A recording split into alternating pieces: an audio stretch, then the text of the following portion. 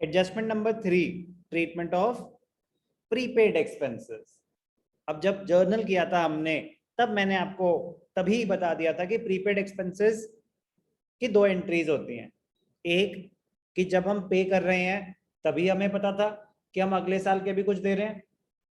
एक कि जब बुक्स क्लोज कर रहे थे तो हमें बताया गया कि जो आपने खर्चा किया उसमें से कुछ अगले साल से रिलेट करता है। तो यहां जो बात हो रही है एडजस्टमेंट की हो रही है। तो एडजस्टमेंट का मतलब ये होता है कि बुक्स क्लोज हो चुकी हैं, अब आप फाइनेंशियल स्टेटमेंट्स बना रहे हो, तब कुछ एडजस्टमेंट्स करनी है। तो एडजस्टमेंट करनी है मतलब आपने कुछ एक्सपेंसेस पे कर दिए थे, प्रीपेड एक्सपेंसेस। प्रीपेड एक्सपेंसेस का मतलब expenses paid in advance. Next year के कुछ खर्चे आपने अभी पे कर दिए, तो क्या वो करंट ईयर का एक्सपेंस माना जाना चाहिए? No sir. No sir. तो अगर माना तो फिर अक्रूवल असम्पशन की वायलेशन हो जाएगी, तो नहीं मानना चाहिए। एक्सपेंस में से रिवर्स करो और उसको कहां ट्रांसफर कर दो? प्रीपेड एक्सपेंसेस, एक एसेट क्रिएट करो। तो इसकी एडजस्टमेंट एंट्री क्या होती है मान्यता? Very good.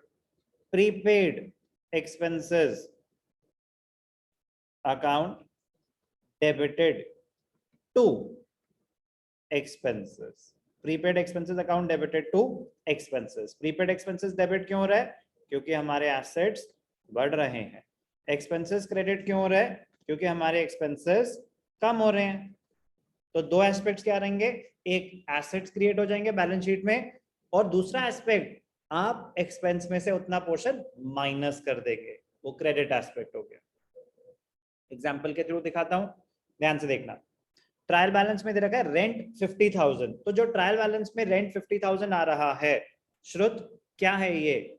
Rent paid during the year या करंट पीरियड का जितना रेंट होना चाहिए था? Sir rent paid. Very good, ये rent paid during the year. कितना रेंट पेड था? फिर हमें एडजस्टमेंट बताई, out of the rent paid during the year 10,000 relates to the next year. तो उन्होंने बता दिया कि 10,000 प्रीपेड है। तो अगर 10,000 प्रीपेड है तो करंट ईयर का एक्सपेंस कितना माना जाना चाहिए? टोटल रेंट पेड 50,000 था, 10,000 प्रीपेड था, तो करंट ईयर का एक्सपेंस कितना मानना चाहिए हमें? 40,000।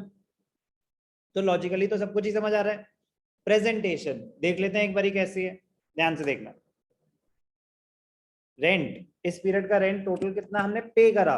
हमने पे करा 50,000, तो आपने पीएनएल अकाउंट को डेबिट करा 50,000। बट उसने बताया कि जो आपने रेंट पे किया उसमें से 10,000 नेक्स्ट ईयर का है। तो अगर उसमें से 10,000 नेक्स्ट ईयर का है तो माइनस कर दो, लेस प्रीपेड रेंट। कितना माइनस कर दो? 10,000। तो करेंट पीरियड का एक्सपेंस कितना माना जाएगा? 40। अब क्योंकि ये 10,000 करेंट पीरियड का एक्सपेंस नहीं है, तो ये बैलेंस शीट में एसेट साइड पर चला जाएगा। क्या लिखेंगे हम यहाँ पे? Prepaid rent. कोई भी डाउट? No sir.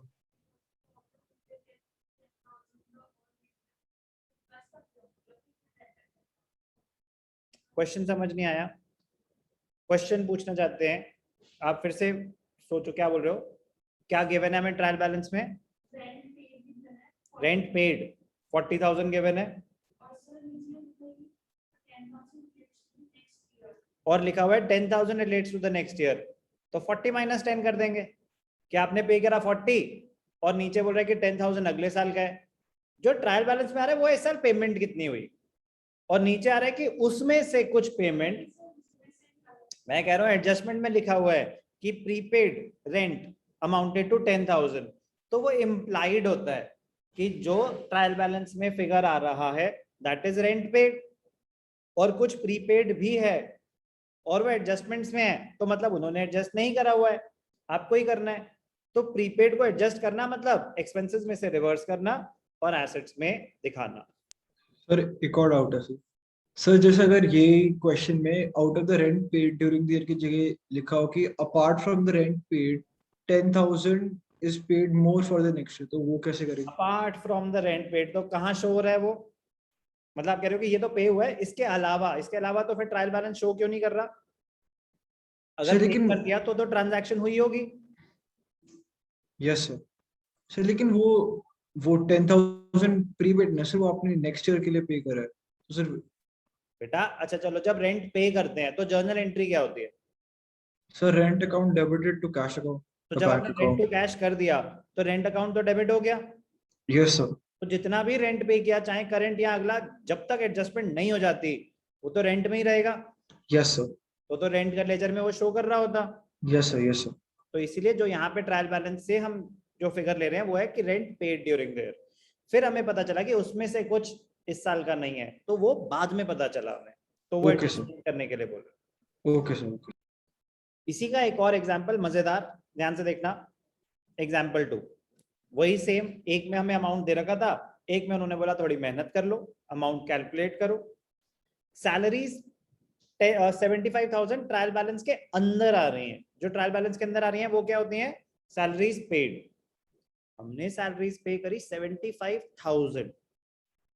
फिर उन्होंने बताया कि salaries have been paid for 15 months.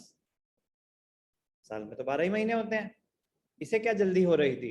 अरे किसी एम्प्लॉय ने एडवांस मांग लिया होगा, कोई भी रीजन हो सकता है। अगर आपने 15 मंथ्स की सैलरी दे भी दी तो क्या करंट पीरियड में 15 मंथ्स का एक्सपेंस दिखाया जाएगा या सिर्फ 12 मंथ्स का? 12 मंथ्स। सिर्फ और सिर्फ 12 मंथ्स का एक्सपेंस दिखाया जाएगा। जो आपने एक्स्ट्रा पेमेंट करी, that will be treated as a prepaid expense for the next year. That will be treated as a prepaid expense for the next year. ध्यान से देखना। तो अगर सैलरीज पेड 75,000 है, वो 15 मंथ्स की हैं, करंट पीरियड का एक्सपेंस कितना माना जाएगा? 15 मंथ्स का या 12 मंथ्स? करंट पीरियड का एक्सपेंस 12 मंथ्स का। तो अगर 15 मंथ्स की 75 है, तो बताओ बेटा रिधिमा 12 मंथ्स की कितनी होंगी?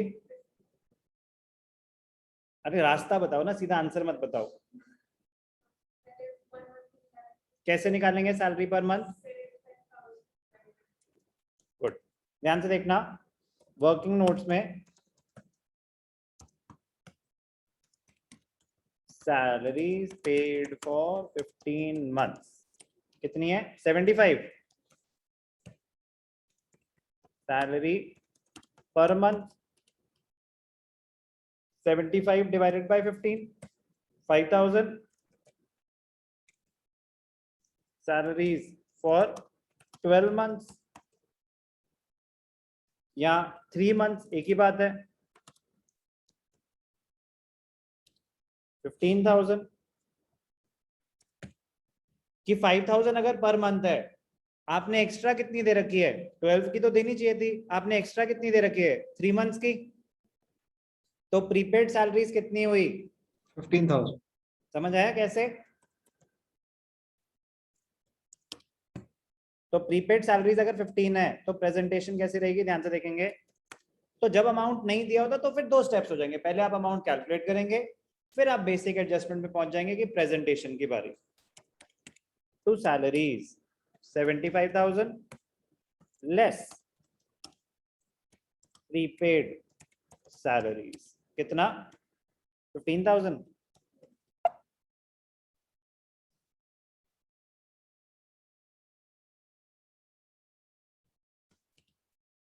तो करंट पीरियड का एक्सपेंस कितना हो गया?